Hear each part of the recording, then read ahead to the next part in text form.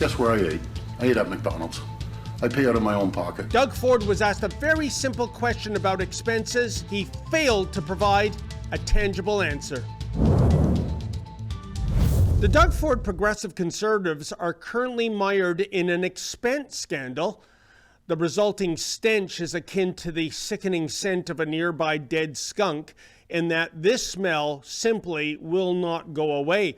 Here's the skinny. Several MPPs who live within a short driving distance from Queen's Park were staying at ritzy downtown Toronto hotels rather than, commuting back home. Hey, I get it. Nothing beats room service, and you don't have to clean up after yourself.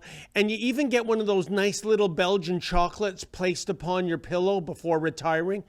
But the thing is, all these MPPs charge those hotel stays to the ever-beleaguered Ontario taxpayer and or party donors. Perhaps the worst offender of all is Stan Cho.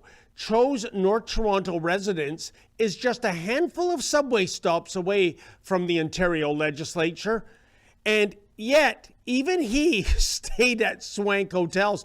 Predictably, there is much blowback, and so it was that Doug Ford, whose polling numbers are currently plummeting, by the way, rightfully punished these big spenders. Stan did the right thing, and he handed in his resignation as cabinet. In the case of Cho, he lost his cabinet position, and he must pay back the more than $16,000 he squandered on hotels. Now, earlier this week, Ford was scrummed on this matter, and I have to admit, a journalist asked him a superb question regarding the misuse of taxpayer funds and personal responsibility. Check out the question and then check out Ford's answer. I mean, non-answer. If you said Stan Cho did the right thing in resigning, should Mr. Gurwal resign as parliamentary assistant? And what consequences should he face, sir? Well, they're all paying it back, and it's unacceptable.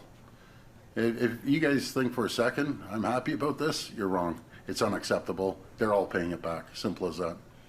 There may be Ontarians, I'm sure, Premier, that will look at the $120,000 in hotel expenses and not see a huge difference between that and the almost $200,000 you charge taxpayers for costs related to your private jet, which you've quickly sold. My question is, if you're directing your caucus members to pay back the hotel money, will you pay back the money for your private jet?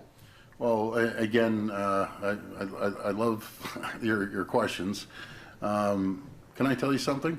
When I traveled out to Utah, when I traveled to South Carolina, guess where I ate? I ate at McDonald's. I pay out of my own pocket. Wow, McDonald's, you say? Oh, that's harsh. I mean, I don't think the Golden Arches has cherry cheesecake on the menu. That, my friends, is the Premier's cheesecake. Friends, stay safe, stay healthy, and these are some of the fun things you can do when you're self-isolating. Oh.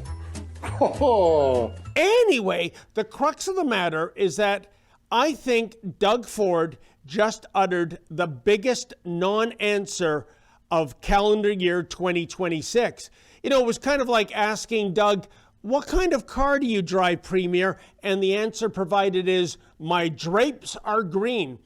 Bottom line, this is yet another shocking example how it's one law for me, one law for thee. Do as I say, not as I do. Just like back in the COVID days when Doug Ford lectured us all to stay hunkered down at home while he buggered off to his swank cottage. The lack of shame is incredible, especially since Doug Ford once ran on the election slogan, respect for taxpayers. I have zero time for anyone that doesn't respect the taxpayers' money. To quote the late, great Fred Willard, "Hey, what happened?" We know, folks, Doug Ford's private jet is ancient history, perhaps, but you know what? That tab he left behind to the Ontario taxpayer, $200,000 worth, well, that still remains. It's outrageous. And if you feel like we do, please go to our website, stopthegravyplane.com. That's stopthegravyplane.com.